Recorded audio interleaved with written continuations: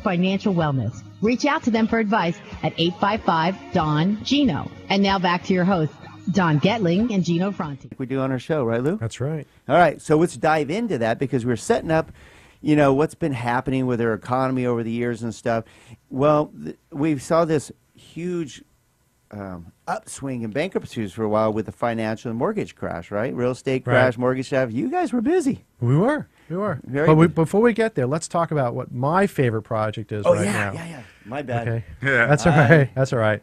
So, as you guys know, I've been a member of the Santa Cruz Valley Rotary Club for the better part of 20-some-odd years. I'm president-elect. I'll be president in July.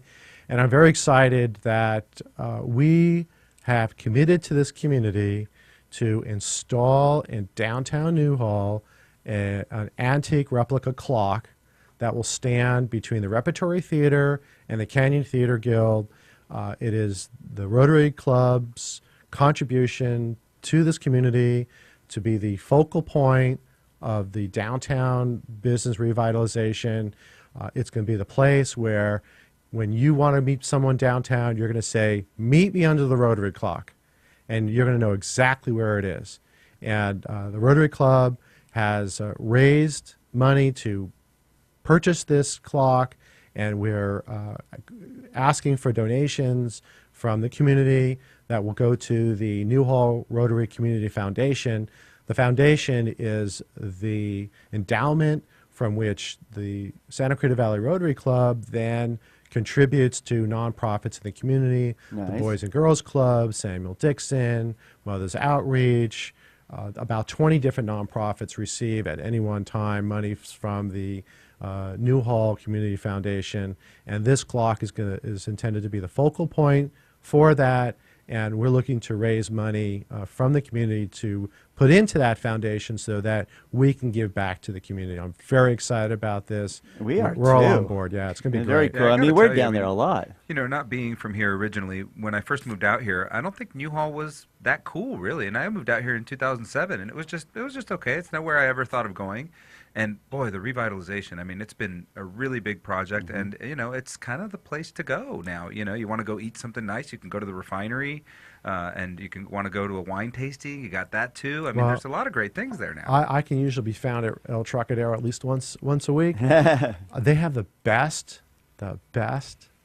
lamb chops and quail that you'll find in town. And of course, they pour all kinds of tequila, which is always my favorite. That's right. Well, how cool. So how can someone donate to this? What are your options and stuff? Because a lot of our business people are listening right now. A lot of our listeners would probably want to be involved in this because you can actually get your plaque or your name on with the clock? with a non-member.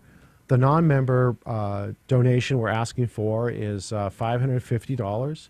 With that, you'll receive your name or your business name permanently inscribed on a plaque that will be affixed to the base of the Rotary clock.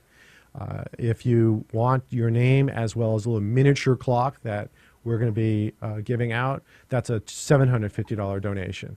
And I don't know about you, Gino. Are you in? I think the Don and Gino show needs to be one of the first. Well, first you know donators. something, and your customers come in, they see that clock and on your desk, and they know that you are involved in your community and you've dedicated yourself to the. You can put it right here next to our crystal You ball. can put it right there, right? You can get rid of that digital clock. You'll have a nice antique clock in the middle of the table, and it's really important for all of us. It'll be the focal point of the Don and Gino Real Estate and Finance Show. That's right. There we go. We're all about our community as you are, and it's a focal point of most of the guests. We make sure that they're involved in our community because this is where we live, love, and live off of.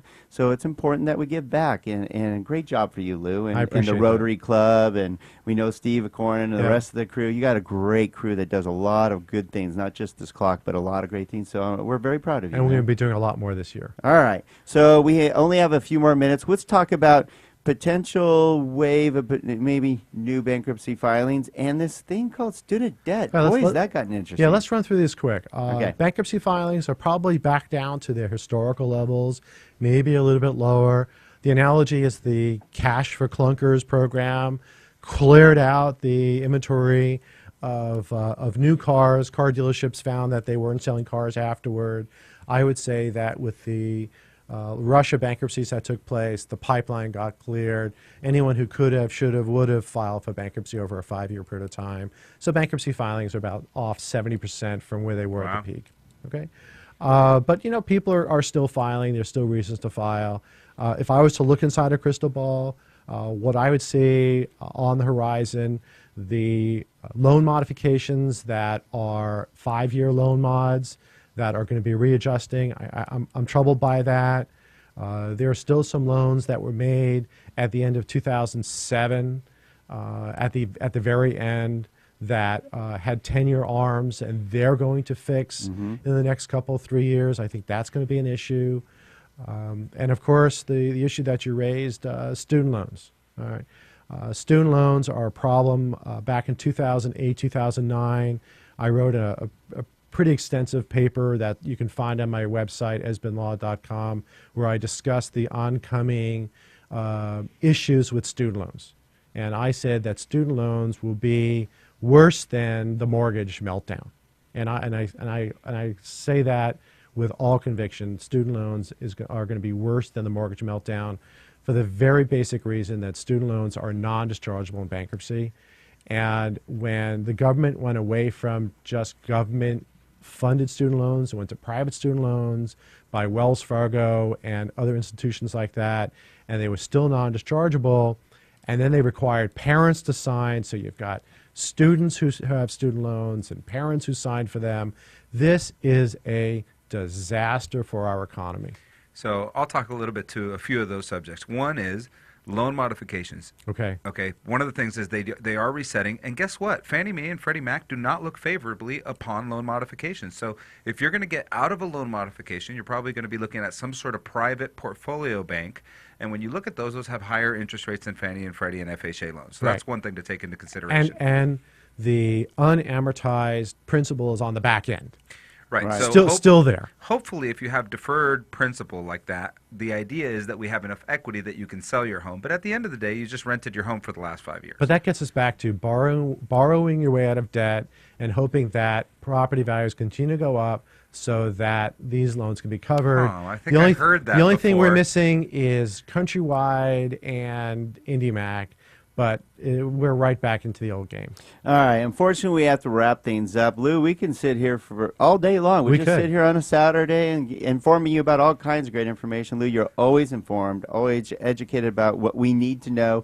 And what's nice is you're also available to help educate a lot of you out there because you offer your services, a $100 consultation fee, which is a total gift. It is. To help somebody plan on That's whatever almost like scenario a it community is. Contribution as well. It is my contribution to my community. It is. I mean, $100 for anybody's time, especially yours. You're one of the few certified bankruptcy specialists in town, but also knowledgeable about business law. You're knowledgeable about bankruptcy. You're knowledgeable about the mortgage meltdown. You're knowledgeable about student debt. If you have any situation, you need to get a hold of Lou. How can they get a hold of you, Lou? My website, esbinlaw.com, has my email address. My phone number is 661-254-5050. Email, you can catch me at esbinlaw@gmail.com or esbinlaw@sbcglobal.net. You can Google me. I'm usually at the top of Google. And I try to answer calls as best I can. Best to send me a text or an email.